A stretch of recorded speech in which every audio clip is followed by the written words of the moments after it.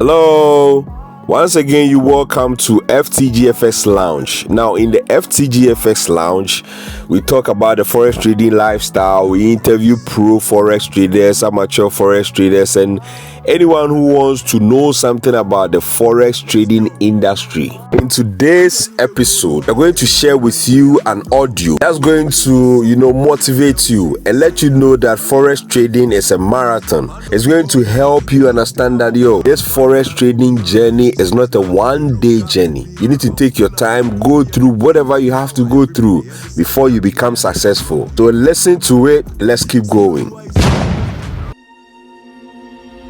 When we're right at the beginning, whether that's a new career, a hobby, an activity, or something we're trying to learn, inevitably we look at the people at the top of their game and wonder how it's possible that they achieved such greatness. It seems practically impossible as we gaze at these icons to understand how someone could ever reach such dizzying heights in that field.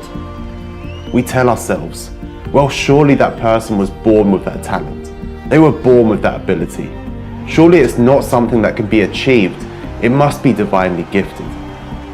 With trading and investing, this seems to be amplified even more because the markets can be brutal and it can feel like you're just not getting it right time and time again. And yet, you look at the people who have achieved what you want to achieve and they're enjoying the fruits of their labor. And there seems to be this huge gulf between the ordinary people and those who finally made it. But the truth is this, they all had to start somewhere. Gave me a book on technical analysis of stock trends by McGee and Edwards. Tell me, read that. I read it. Go home, read it again. I read it. Go home, read it again. I read it. He goes, you're ready to trade. They were all amateurs once. I spent a lot of time at Baker Library just trying to learn about finance. They all had their struggles and their mistakes. I had two phenomenal learning periods where I lost everything. Like I had $10,000 and went down to zero.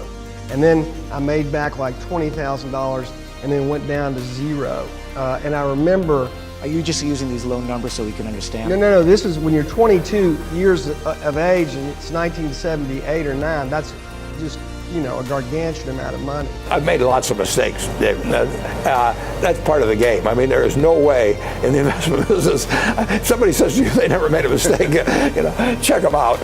They all had their moments where they felt overwhelmed. I had to let go people who I love. This is 8 years after I started Bridgewater. Wow. I was so broke that I had to borrow $4,000 from my dad in order to pay for my family bills.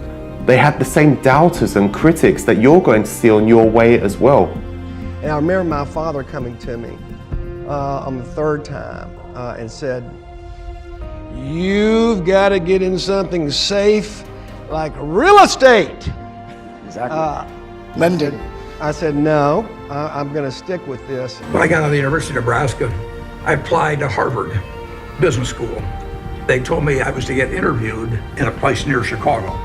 I got there and he interviewed me for about 10 minutes. And he said, forget it, you're not going to Harvard. They had the times when everything felt like it was going wrong and they just couldn't get anything right and they thought to themselves, maybe enough is enough. One day you walk in and you think you're a genius. Oh, my positions are in my way. Look, and the next day you walk in and they're against you and you feel you're a dope. How could I have done what I did and so on? But the difference, the thing that really separated the greats from the goods, the greats from the not so greats, and the people that gave up at the first obstacle, the difference is that they were able to embrace the failures and learn. If anyone told you that this was going to be easy, they were just being kind to you. Nothing with such great rewards, nothing with such self-fulfillment, nothing with such great potential comes without a struggle, without passion, and without the need for pure dedication. So yes, it's going to keep being tough, but the blueprint has been laid out for you. Others have done what you're trying to do, and you can do it too. There will always be people telling you that you haven't got what it takes to succeed in this, that, or something else. but just make sure that those naysayers don't include you. Brush yourself off, embrace your failures, learn from your mistakes, and don't accept defeat. You've got this. Now let's get to work.